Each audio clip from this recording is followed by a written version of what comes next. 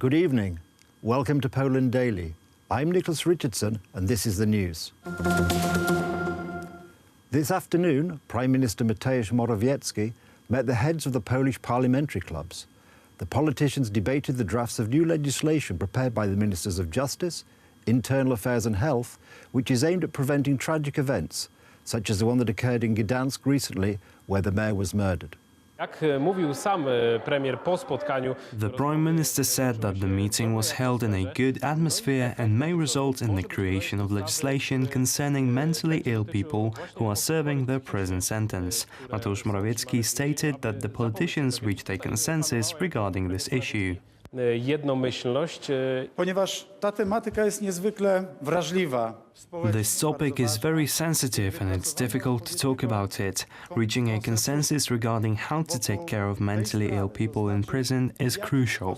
I hope that after this meeting we'll be able to work out a mutual version of a legislation which will prevent such tragic events from happening. Jest bardzo ważnym tematem.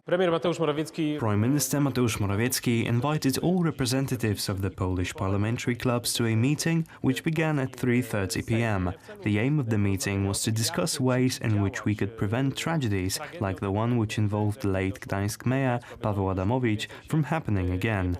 The invitation was accepted by all but one representative, Richardson, who stated that actions should come before words and that the Prime Minister should first remove Jacek Kurski from the position of chairman of the Polish national state broadcaster TVP. According to the former leader and creator of the modern party, Kurski is leading the propaganda machine which raises the tension in Poland. The meeting was surprisingly long as it lasted over 2 hours and was attended by such prominent people as the Minister of Internal Affairs and Infrastructure Joachim Brudziński, Minister of Justice Zbigniew Ziobro, Minister of Health Łukasz Szumowski. The diplomatic spat between Norway and Poland is being covered in some detail by Norwegian media. The Norwegian Ministry of Foreign Affairs has demanded that the Polish consul leave the country because of his actions blocking the work of Norway's Barnevernet Child Protection Agency. Sławomir Kowalski, who has served as consul in Norway since 2013, has saved almost 150 Polish children from being taken into custody by the agency.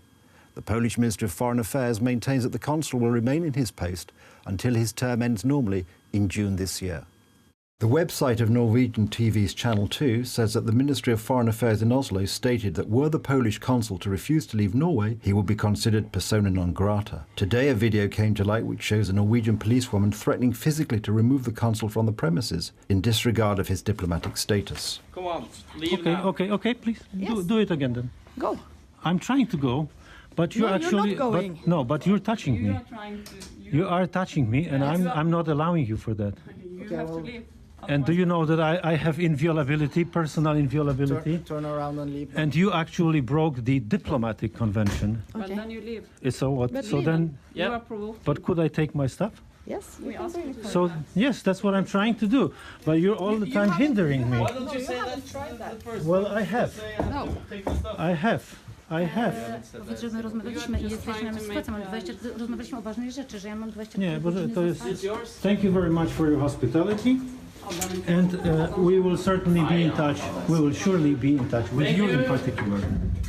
Norwegian portal ABC Nyheter repeats the accusation that Sławomir Kowalski's actions in some of his consular cases were incompatible with his diplomatic status, as well as showing aggressive and occasionally violent behaviour towards public officials, thus disrupting the functions of public bodies. Polish citizens living in Norway voiced their support for the diplomat, as did the Polish Deputy Minister of Justice, who is resolving the cases of the Barnevernet seizure of children. Jacek Czaputowicz, the Polish Minister of Foreign Affairs, has said that if Norway does proceed to expel the Polish consul, Warsaw will be forced to expel a Norwegian diplomat from Poland. In the background of this story is the case of Silje Garmo, a Norwegian woman who escaped to Poland with her child. The Norwegian Barnevernet wishes to take the child into custody and has demanded that Garmo return to her country. However, in a decision enjoying considerable public support, Polish government granted her asylum. The official opening ceremony of the Roman Catholic Church's 34th World Youth Day has taken place in Panama City, Panama's capital. After reading out a Bible passage about the marriage at Cana, Pope Francis prayed with young people for the Church and the world in multiple languages. The opening ceremony was attended by some 350,000 people.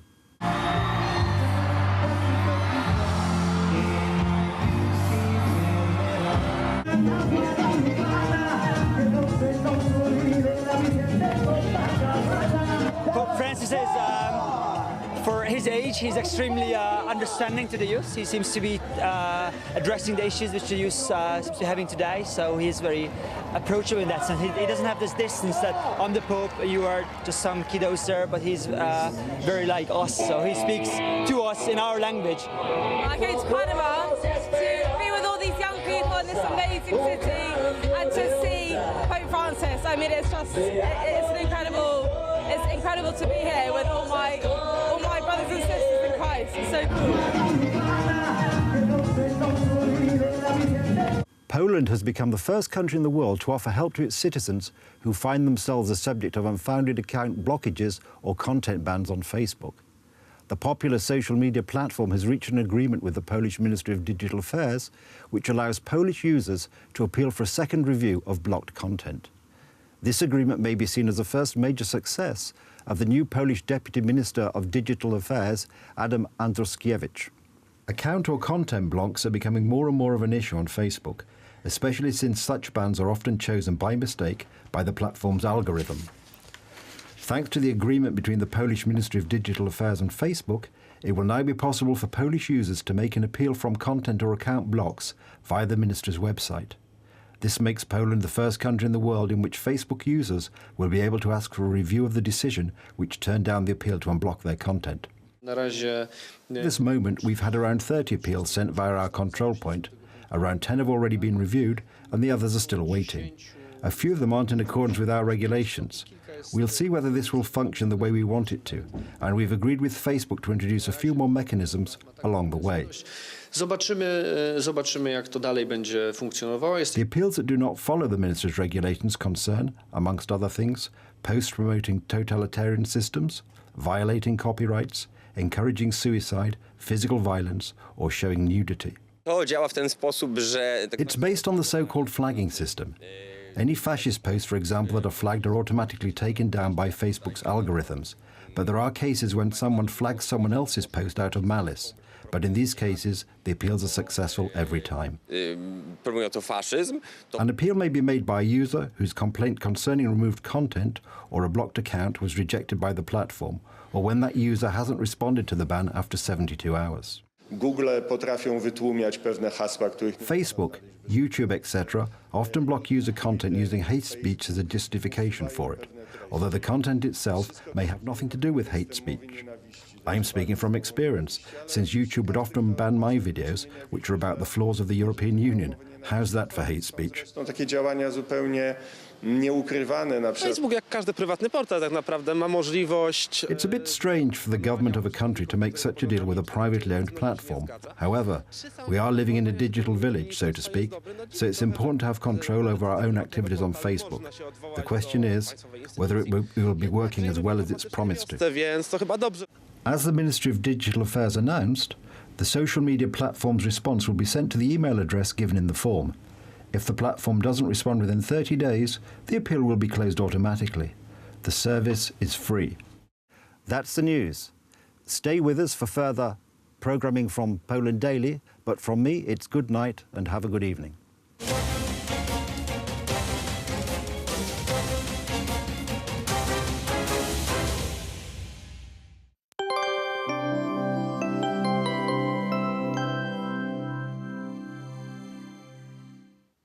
I'm Aleksandra Zarzycka and welcome to Poland Daily Weather. Let's see the forecast for tonight. In northern western Poland, skies will be cloudless. The temperatures will range from -11 degrees in Białystok to -6 in Kraków, Katowice and Wrocław. Snowfall is expected in the south. Let's see the forecast for tomorrow. Snow will appear almost in every region except Kraków, Katowice and Lublin. Temperatures ranging from -5 degrees in Białystok and Olsztyn to 1 degree in Bydgoszcz. Gusty wind is expected in central and southern Poland. Let's check the weather for the next days. On Sunday, much more sun will appear. On Monday, pressure and temperatures will rise. We will see 4 degrees in the west. On Thursday, snow with rain is expected in the west, but in central and eastern Poland, a lot of sun will appear. Thank you for watching and see you soon.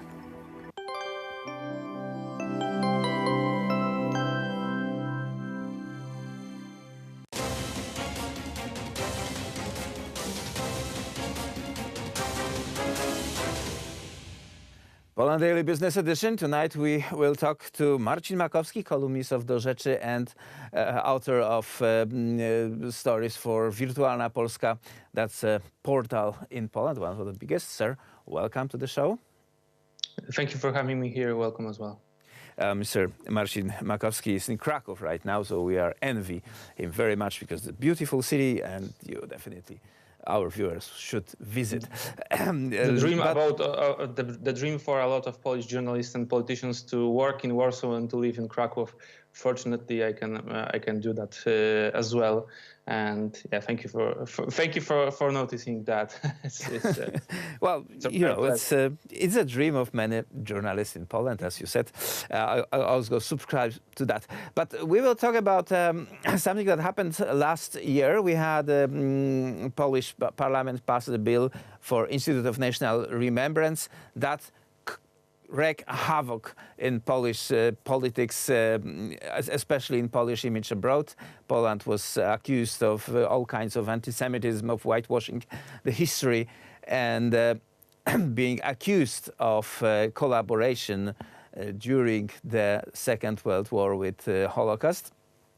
Poland denies these claims, but we are year over.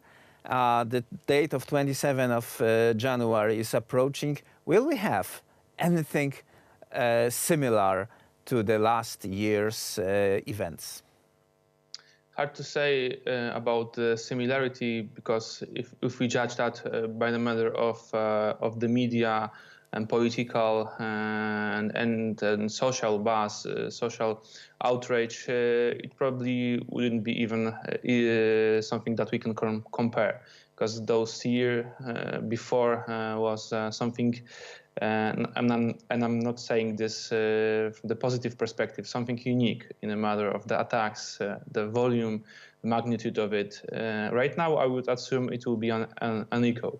The political echo of what we were experiencing a year ago, because this topic is still extremely important for the Israel, from the Jews in the United States, and crucial for the face of the Poland abroad as well. So we will be defending ourselves.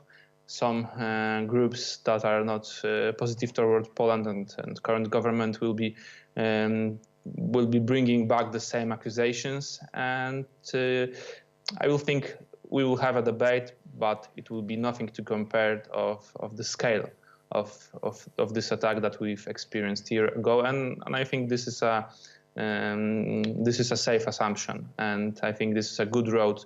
Maybe next years will be even quieter, and that's something that we're supposed to aim, but not withdraw from that debate, because Poland's have a lot of arguments, but just a little bit tone the voices and the emotions surrounding it.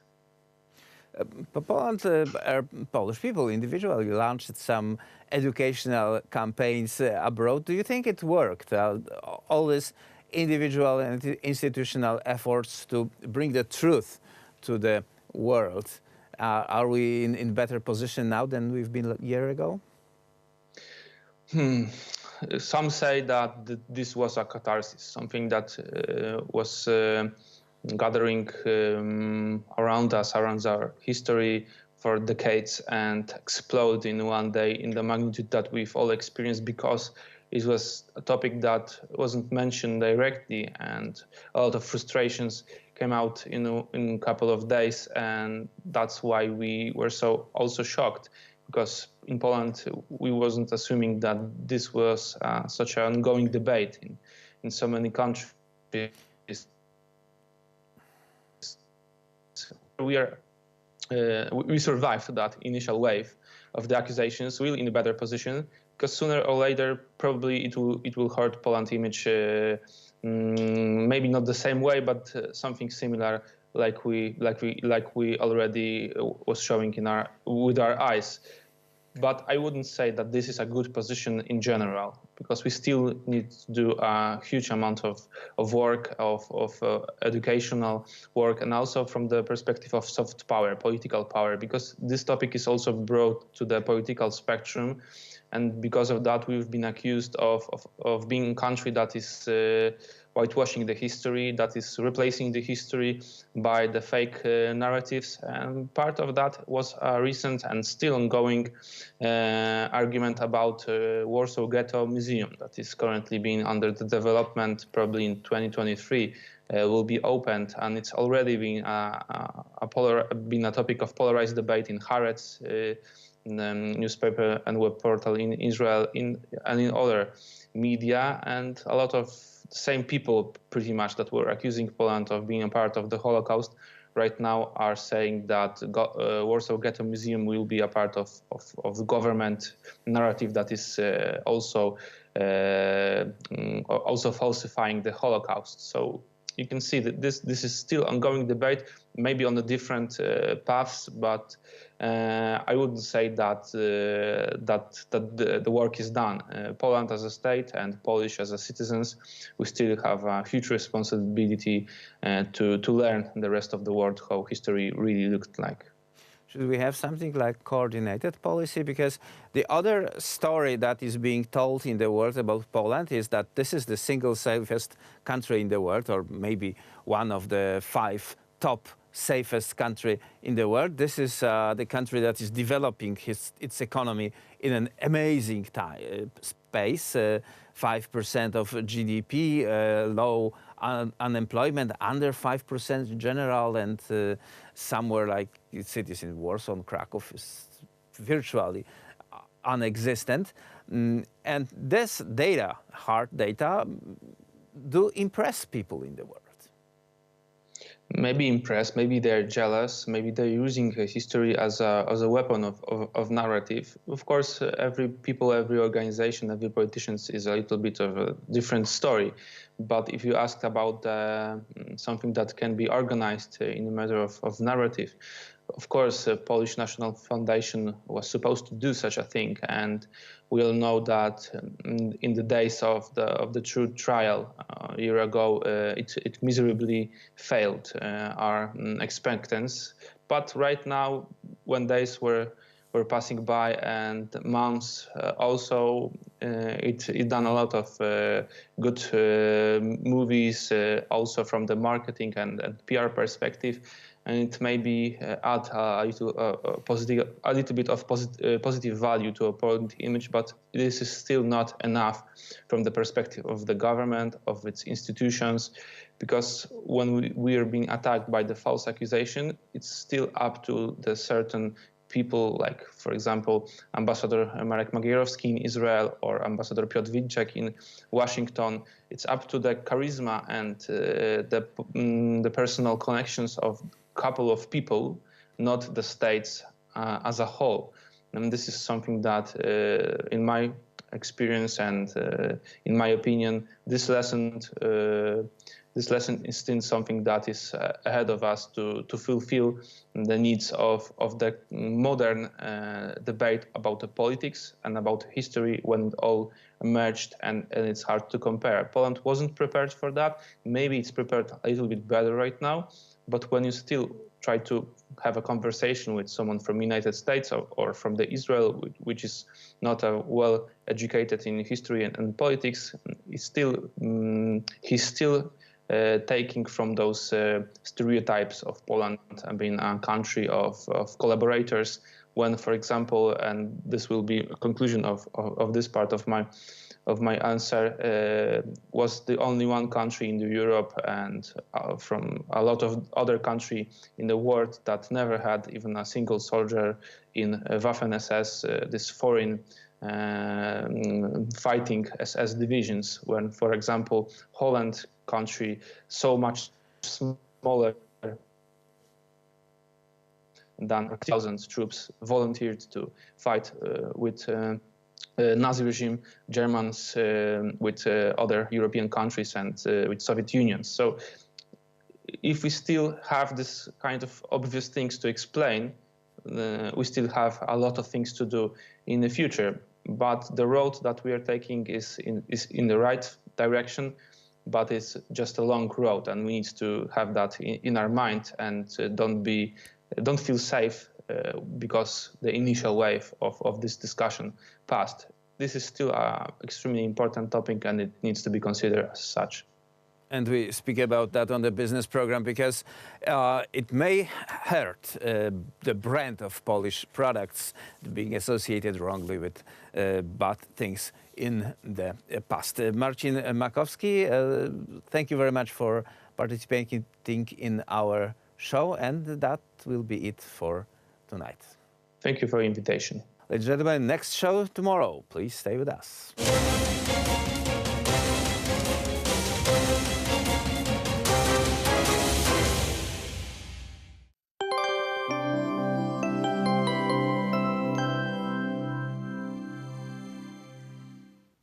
I'm Aleksandra Zarzycka and welcome back to Poland Daily Weather. Let's see the forecast for tomorrow.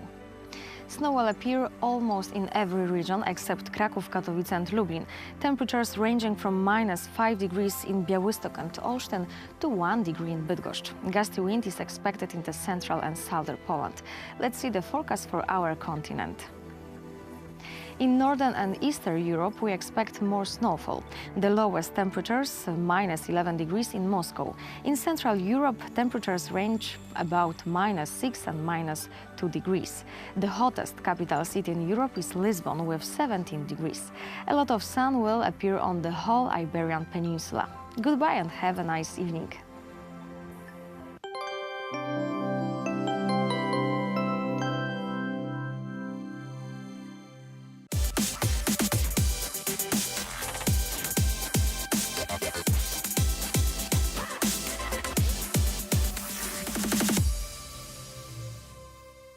The interwar period was not only a time of patriotic marches and meetings of people from the world of politics, it was also a time of great enthusiasm, parties and dance, especially during the carnival. After 123 years of captivity, it was time to celebrate.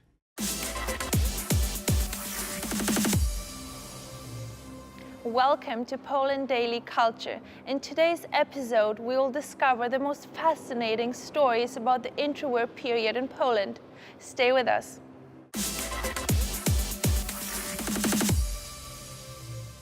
Hello, Artur. Thank you for joining us again. I would like to ask you, where did people socialize during the interwar period? What were they doing? What were their activities? What were they eating? Could you tell us something about those things? Hello, Paula. People, Warsawians, Polish people, were spending time outside. They were enjoying their time next to our royal route that we were talking about today, Ujazdowskie Avenue. There were benches one next to each other, very wide pavements and trees right next to the street.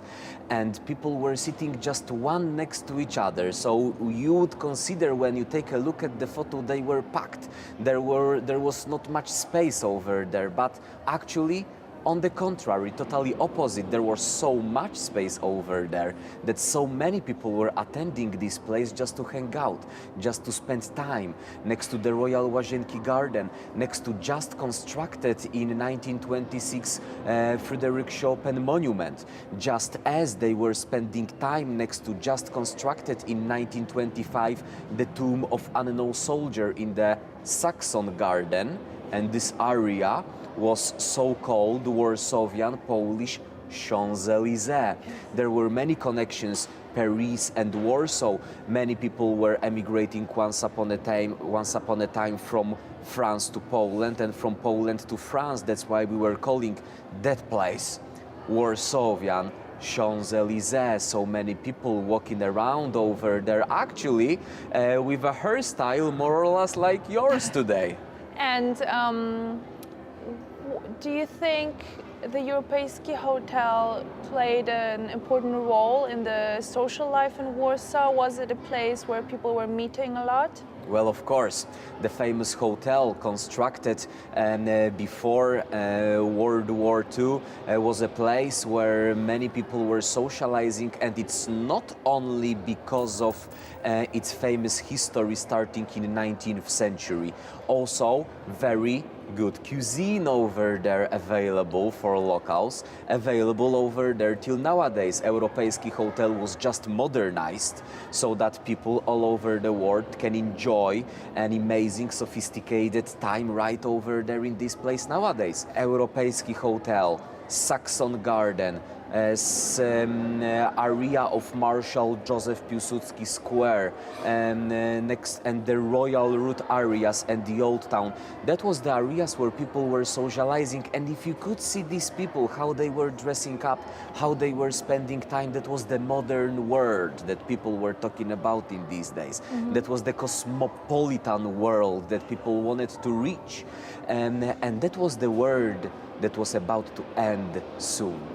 And you mentioned the Polish cuisine. Could you tell us something about what were people eating in those times? What was the traditional dish or dishes? So these were my days, if I may be honest, because the food was supposed to be simple and thick.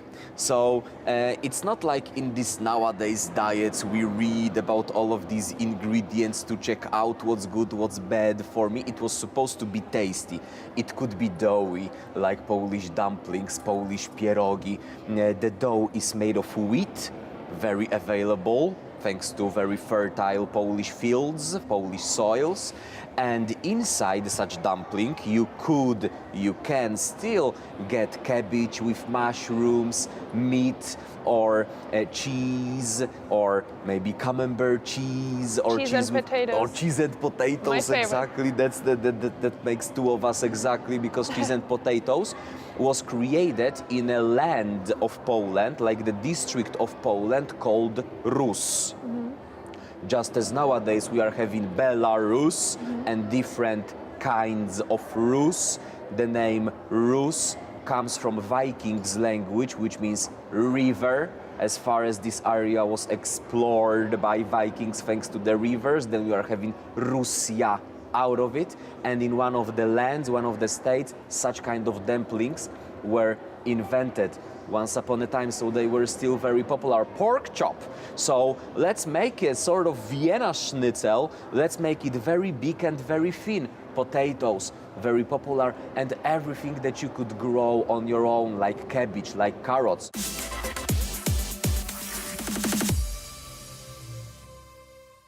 Various editorial offices of famous magazines, institutions, and people of culture moved from other parts of the country to Warsaw. Speaking of the cuisine of the interwar period, just like today, restaurants were divided into simple, unsophisticated ones for a less affluent client, and also into very elegant, exclusive ones for guests who were able to spend more money.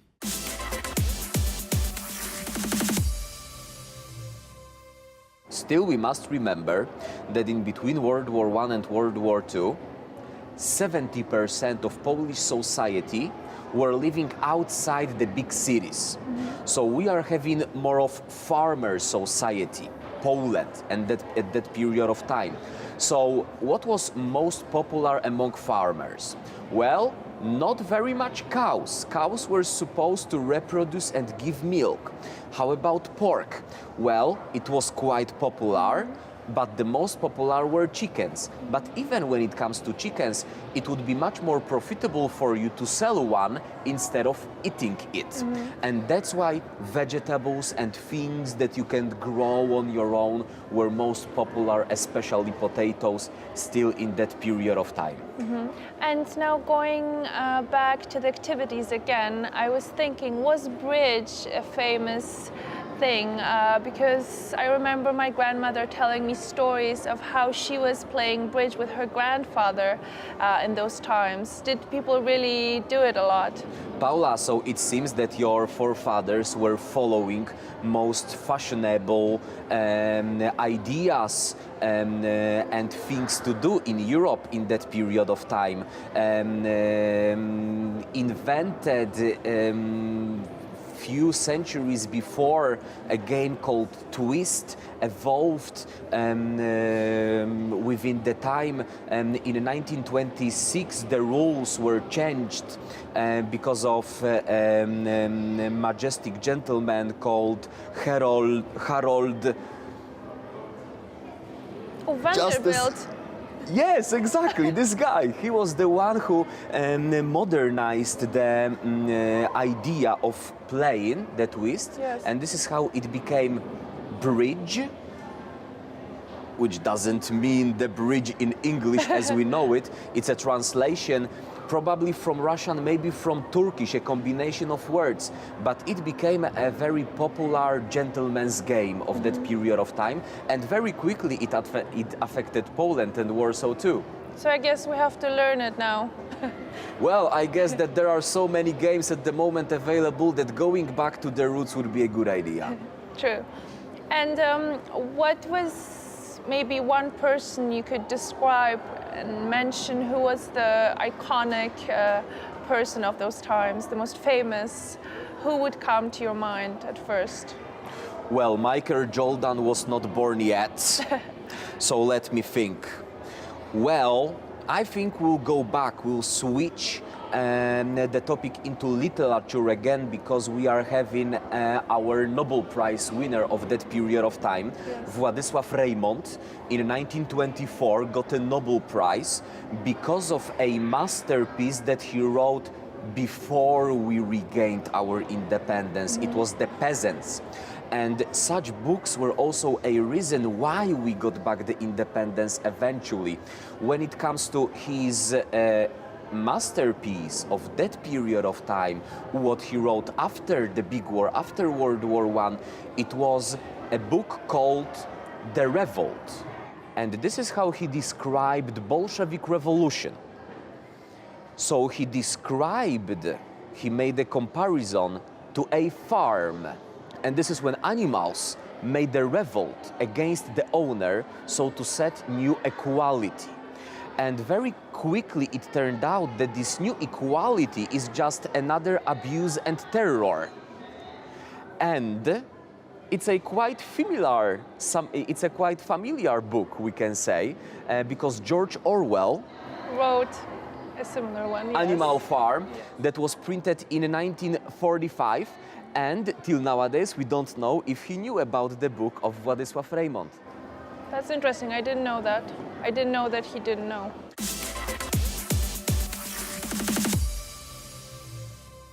Thank you for joining us today on Poland Daily Culture, and see you tomorrow.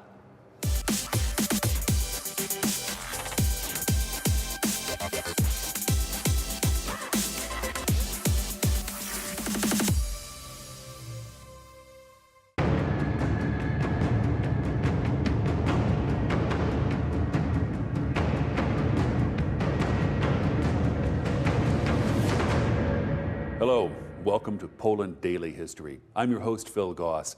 We're at the Praga Museum today in the Praga district of Warsaw. Praga is separated from the main part of Warsaw by the Vistula River, Praga being on the east bank. It's an older part of the city which has been destroyed a number of times over the centuries, although it did escape destruction in the 20th century, meaning we have lots of nice 19th century architecture to enjoy while we walk around the area. It's also the source of a number of different and interesting people, as well as a number of different things as investment points in Warsaw are concerned from the 1930s, 1920s, as well as in the communist times, as well as in the post-communist times. We'll talk to a couple of people here at the Praga Museum who can shed much more light on the subject, and we'll learn quite a bit along the way. For Poland Daily, I'm Phil Goss, with our guest Franciszek Płócennik from the Praga Museum. Franciszek, we've spoken quite a bit in previous episodes about the history of Praga from the earliest 15th, 16th century up until after the war, a few decades. But since the transformation of 1989, let's say, how has that affected Praga and its history and its development? The transformation itself influenced Polish industry and Polish society in many different ways. The first thing was the economical crisis, quite atypical for all the post-communist states. And then rebuilding or building its own industry again and again and again, right? So right after the crisis, there was a huge and rapid economical growth, even until now. I think right now it's the most rapid growth in Europe, right? At the same time, just because Praga has been the worst part of the city of Warsaw, the rents here have been really, really low. That's why in the late 90s, a lot of artists moved in here, just like in any other city like Berlin, right? They started to work here. They discovered the local community deals with a lot of problems, so that's why the local artists and the NGOs moving in here started to work on streets with some kids, right? That's where plenty of beautiful murals and street art pieces come from. That's where theater festivals and music festivals come from, right? Because the artists and NGOs started to work with the local community without any kind of funds, with no funds, or with their own funds, right? So right before Poland joined the EU community of the European Union countries, it was really hard to change the state of Praga, right? Right after the huge program of the revitalization started. We are just in the middle of the process, so right apart of the buildings being renovated, there's a lot of going on in cultural purposes. So there are some culture centers and support centers for local community to support them, right? Living in this quite a difficult neighborhood. So a lot of European Union funds have come here to help modernize. I know that also the Warsaw Metro has come through. What else has particularly happened here? And what have these European Union projects done? Actually, this revitalization program that started right 3 years ago, actually, is the very first huge and renovation program process going on here, right? Not much happened before, right? In case of renovating old buildings or caring for the local community. It was only the artists or NGOs who cared for them, really. At the same time, since the early 90s, Praga has been known for its most famous Polish black market around the stadium. Stadion Dziesięciolecia, so the old former devastated stadium, has become an area of purchasing goods, and a lot of immigrants, including Vietnamese and African and Ukrainian and Russian immigrants, started to work here, and they treated this area as a workplace. There were something like 50,000 people working there, but basically, officially, it worked as a black market, actually. So the European Union funding has done revitalization for older buildings and streets, yes? Okay. I know that Google opened a campus here. How was it that Praga attracted Google, and how has that affected Praga? I think Google just discovered the same process going on in different cities, including Berlin, London, Vienna, Lisbon, and so on. Same thing in Warsaw, opening the second metro line and renovating this old area, and Praga becoming alternative, bohemian, and underground cultural part of the city has become more and more attractive for everyone, actually. So Google just anticipated the main trend that's happening right now, and its campus Warsaw has been a magnet for the estate companies, and that's it. Thank you, Franciszek. For Poland Daily, I'm Phil Goss at the Praga Museum. Located just minutes away from central Warsaw, Praga has, in the last 10 to 15 years, seen a rapid process of gentrification. It has become home to a growing community of artists. The low rents are also attractive to young people who move to Warsaw from smaller Polish cities and towns. For years, it had the reputation of being a rough neighborhood, but now, with companies such as Google establishing themselves in the area, it's a magnet for new investment. The growth has also resulted in a growing community of foreigners. Before the Second World War, Praga had a cosmopolitan feel. One of its most famous representatives was George Peradze. For Poland Daily History, I'm Phil Goss at the Praga Museum with Senior Curator Jolanta Wiśniewska. Ms. Wiśniewska, I understand that there's a considerable Georgian community in Praga. How did this come to be? Jedną z najważniejszych postaci dla warszawskich Gruzinów był ojciec Grzegorz Peradze, który An important figure for the Georgian community in Warsaw was the priest Grzegorz Peradze, whom fate placed in Praga in the 1930s. He was a very unusual figure, a Georgian scholar, polyglot, theologian, and philosopher who was invited to Praga in 1933 by the Metropolitan of Warsaw and primate of the Polish All-Orthodox Church, Dionyzy. Here he began working at the University of Warsaw, where he was a lecturer of Orthodox theology and lectured on patristics. When he arrived in Praga, he was already a figure with many academic achievements. Naukowym w swoim życiu dokonała. W 1934 roku Grzegorz Peradze In 1934, Grzegorz Peradze obtained his doctorate. He became a doctor of philosophy and soon after that started looking after Orthodox students in Praga. He was a very important figure for the Georgian community in Warsaw. So how did these Georgians wind up in Warsaw in the interwar period? It was quite a large community for those times, more than 100 people, and they were very visible. There were a lot of Georgian threads in the Warsaw press and on the Warsaw scene. Georgians wound up here mainly because Georgia had been swallowed by the Soviet Union, followed the Communist October Revolution. It lost its independence, and those who were involved in the fight for Georgian independence were soon forced to leave Georgia.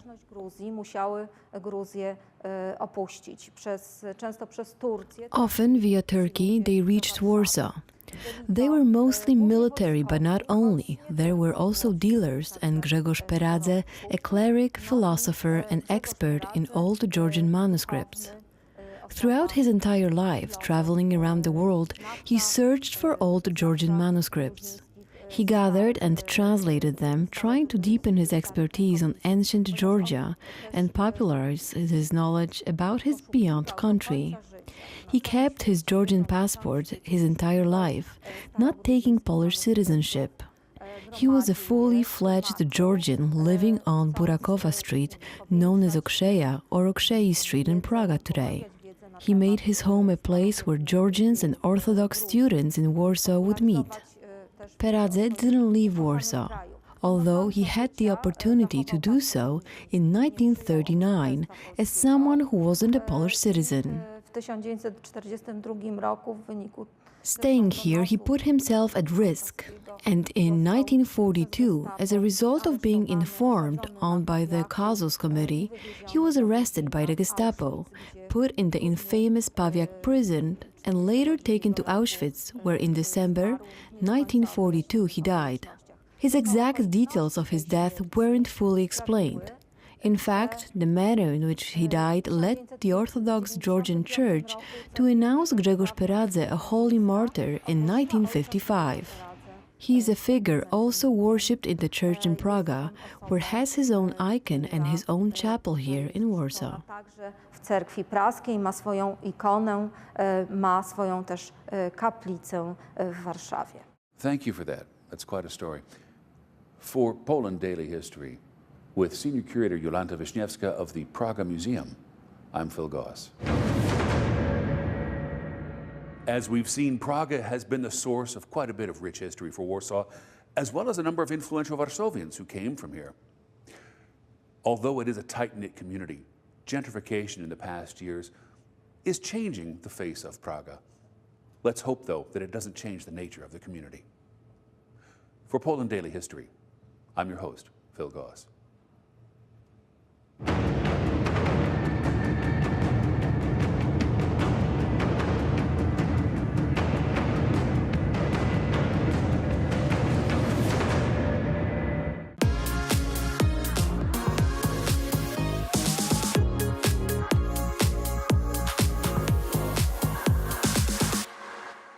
Welcome to Poland Daily Travel, where once again we head around Warsaw behind the scenes. We'll be traversing the hidden byways of today to remember the events of yesterday. In the next few episodes, we'll go deep into history to discover moments of past terror and present redemption as we look at some of Warsaw's most harrowing moments. Memories of the Warsaw Ghetto of World War II, when the Nazi occupation made killing zones out of once thriving neighborhoods. For more so than any other city in Europe, Warsaw has seen and felt the 20th century's events, at their worst and at their best. From the depths of World War II to the heights of the Solidarity movement, Warsaw has witnessed hideous destruction and a glorious rebirth. One might say, in fact, there's no other city like it in the world, and in that sense, this metropolis remains the most human of places, given to fits and starts of soul-crushing violence in its past, along with moments of sheer exuberance as it stretches its vital limbs into the future, into the 21st century. So where are we? What's the significance of this place, Wojtek? It's a quite significant place. Some people who have survived World War II in Warsaw refuse to come by this place, as this is such a terrible place for them. Very many, some say over 300,000 people were taken away right from here, from between those two complexes of houses, right and left-hand side, to the concentration camp in Treblinka, or better say extermination center in Treblinka. That was in summer, second part of summer, and in early fall of 1942, during the so-called Aktion Reinhardt. This place was the central assembly place for Jewish people brought to here from nearly every corner of the ghetto. That place here is the place in which they were brought by police forces in order the German police, yeah. Well, not only by German police, that's a very... And the other people who were working with them, yeah. And by many other units that were working with them. We are in a place called Umschlagplatz. Yeah. That's a German-sounding name.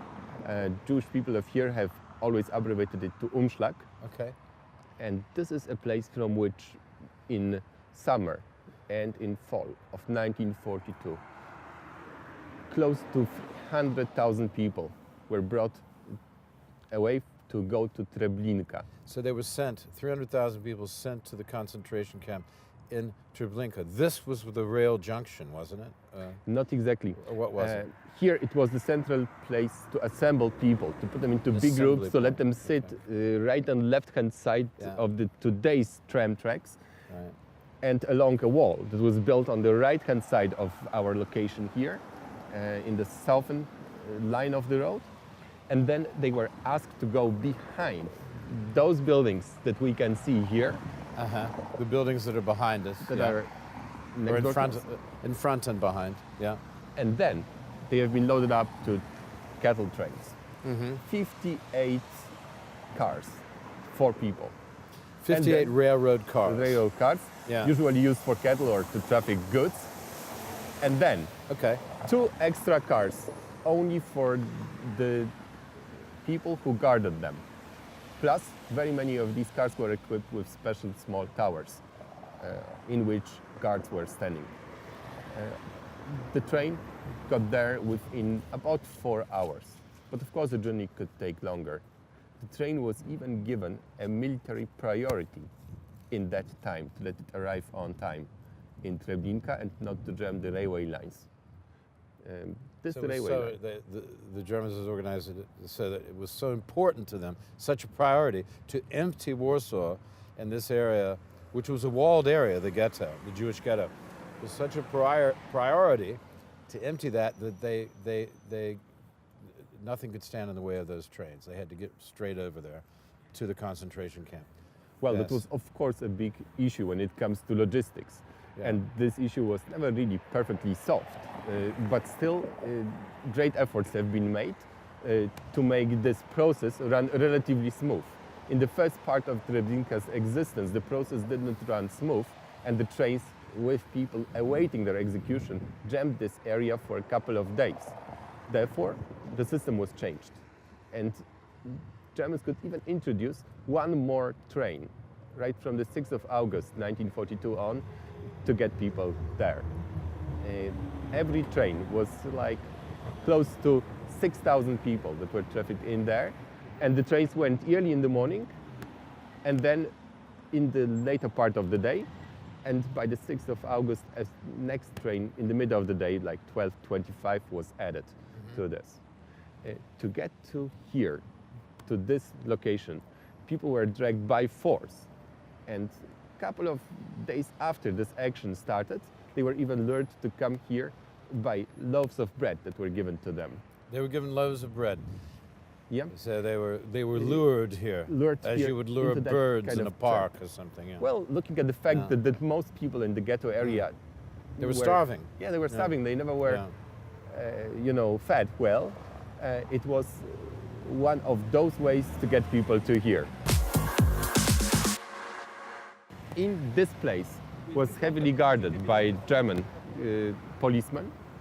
These were assisted by so-called Jewish police, Ordnungspolizei, and then they have been assisted by other units that descended from other countries or societies that cooperated with Hitler's Germany. For instance, Latvians and Lithuanians and Ukrainians, so-called Trawniki manner. Yes. All these groups of soldiers and of policemen, they have guarded this area not to let anybody escape. It was possible to get away from here, but paying a huge bribe to some policemen, not to every policeman, of course. The bribe was first only, let's say, 1,000 to 2,000 of these days zlotys, but then the bribe rose to 10,000 zlotys. How much would that be in today's money? It's very difficult to say, but this is simply a lot of money. It would was be a lot far of more money. than today's money, far more. Yeah. And of course, back at this situation, there are certain scientific studies that tell you what the money was worth in today's terms, but it is very difficult to compare, as the price of food was extremely high compared to all other prices, as it was the most valid, the most important thing to purchase. This place has been pretty terrifying. In the times of Treblinka's existence, in the first time, the goods robbed from victims back there were brought to this area, were brought back to this area, to the houses on the left-hand side or on the northern side of this street that we are standing at. So northern side is there. This, northern side is there. Beyond this memorial. Beyond this memorial, and in this memorial, which we're going to look at in a minute. Yeah. Beyond this memorial, these clothes were sorted out by people who are not yet victims of Treblinka, but just getting there. Yes? Right. So that's pretty terrible. Yeah. There's one famous Warsaw person, it's Władysław Szpilman. Szpilman, the pianist. Yeah, the pianist. He's this pianist, exactly they made this the one. film about him, won the Oscar. Yeah. In fact, one of my friends was a producer of that film. Well, and then he's since died, Gene Gutowski. It's a real life story. He was the one who produced it. Yeah. And this guy has sorted out the clothes of his own cousins right in here in that building on the left-hand side.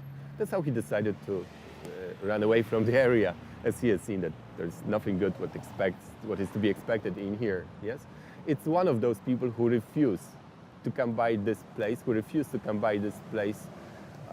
after World War II, as it was connected to so many bad memories in here. Spielman would never come here. Yeah. Not Spielman. Yeah, Spielman. Yeah. Exactly. That's the guy. He would not come here. Yes. He was the central figure of that movie. Yeah. Yeah, that's absolutely true. What people have to understand is that at that time, none of this existed except, in 45, this whole area was destroyed. The train station still existed. The ghetto is over to this side, behind us, which was a walled area. How big? Do we know how big that was offhand? Do you remember? Well, it's the like, ghetto area. They say that the wall was like 18 kilometers long. 18 kilometers long. 18. Yeah. And the area is, talking about the size of it, about the number of hectares, it doesn't take you too far. This is like from here to Palace of Culture. Right. Warsaw people and everybody who is in here knows that. And there is a place not far away from here in which you can just directly look from a next door junction to Palace of Culture, and then this will tell you this You're going to show us scale. that.